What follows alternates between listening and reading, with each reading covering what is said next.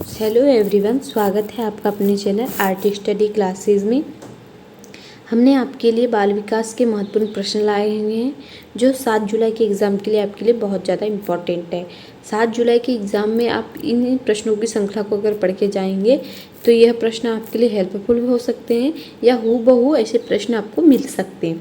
ठीक है, और ये हमारी प्रश्नों की श्रृंखला आज से स्टार्ट होगी तो इस 7 तारीख तक चलती रहेगी और धीरे धीरे प्रश्नों की क्वांटिटी मतलब संख्या बढ़ती रहेगी। आज के हमारे कुछ ही प्रश्न हैं, तो प्लीज़ इस क्लास को देखिए, लाइक करिए, सब्सक्राइब कीजिए।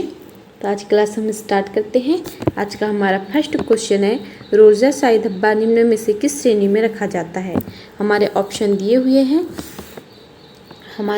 दिए हुए हैं व्यवहारात्मक विश्लेषण, प्रक्षेपी तकनीकी, स्व प्रतिवेदन मापन या स्थिति परक परीक्षण।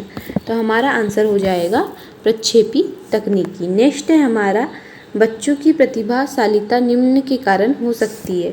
जो बच्चों की प्रतिभाशालिता है एक अनुशासित दिनचर्या के द्वारा हो सकती है, आनुवंशिकता और वातावरण के बीच अंतःक्रिया के कारण हो सकती है, या ठीक है एक संसाधन समृद्ध वातावरण या सफल माता पिता।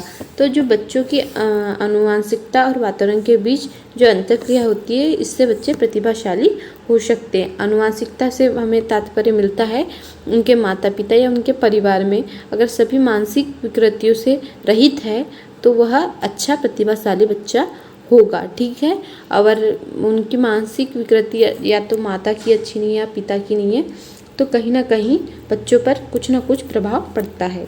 नेक्स्ट है हमारा, बेसल आयु किसके मापन से संबंधित है।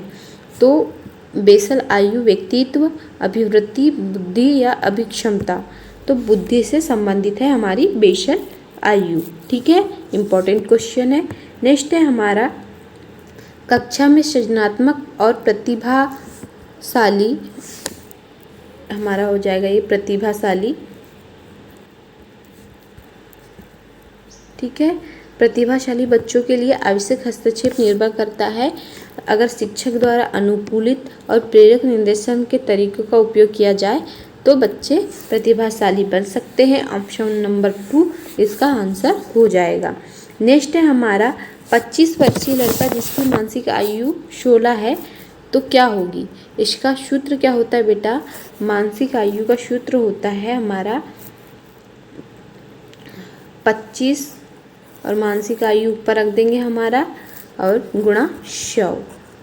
ठीक है, तो 25 चौके 100 और 16 चौक 64, तो इसकी मानसिक आयु हो जाएगी 64।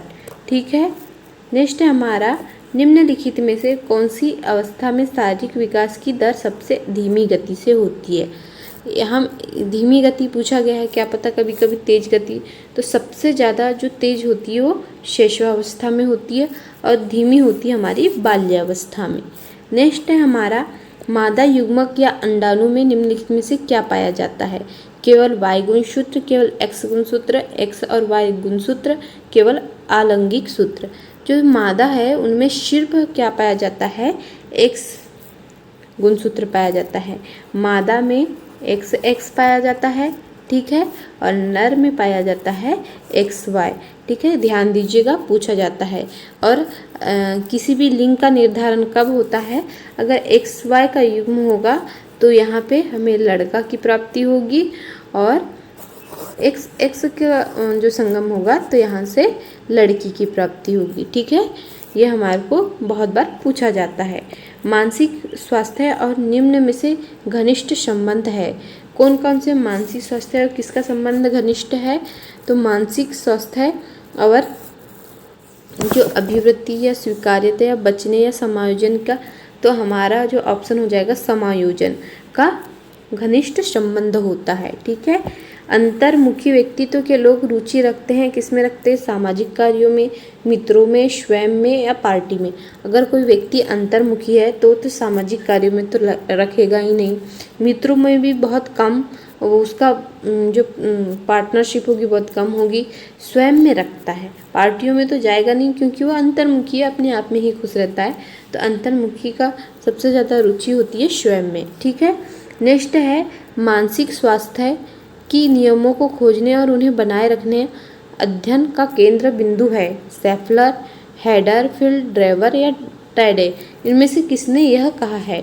तो ड्राइवर ने इस चीज़ की बात की है कि मानसिक स्वास्थ्य के नियमों को खोजने और उन्हें बनाए रखना अध्ययन का केंद्र बिंदु है। बिल्कुल फ्रायड, ठीक है, फ्रायड लिखा है।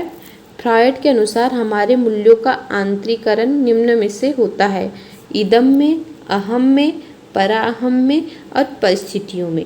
ठीक है, जो फ्रायड ने 3 बात कही है, इदम, अहम और पराअहम की बात कही है, जिसमें से आंतरिकरण का भाव होता है वो पराअहम में होता है। ठीक है, नेक्स्ट है हमारा, निम्नलिखित में से कौन सा व्यक्तित्व आकलन की प्रक्षेपण विधि संबंधित है? कहानी रचना, प्रश्नावली, जीवन इतिहास या साक्षात्कार? जो व्यक्तित्व आकलन की प्रक्षेपण विधि है वो है कहानी। अगर हम किसी को कहानी बता रहे हैं तो उनके विचार और उनकी जो प्रवृत्ति है, इन सब चीज़ों के बारे में हमें ज्ञात होता है। ठीक है, तो यह प्रक्षेपण आकलन की प्रमुख व्यक्तित्व प्रक्षेपण आकलन की प्रमुख विधि कौन सी है? कहानी। आज के हमारे 12 क्वेश्चन थे और बहुत इंपॉर्टेंट क्वेश्चन थे। ऐसे ही हम प्रश्नों की श्रृंखला आपके साथ लाते रहेंगे। Please like, share and subscribe कीजिए। Thank you.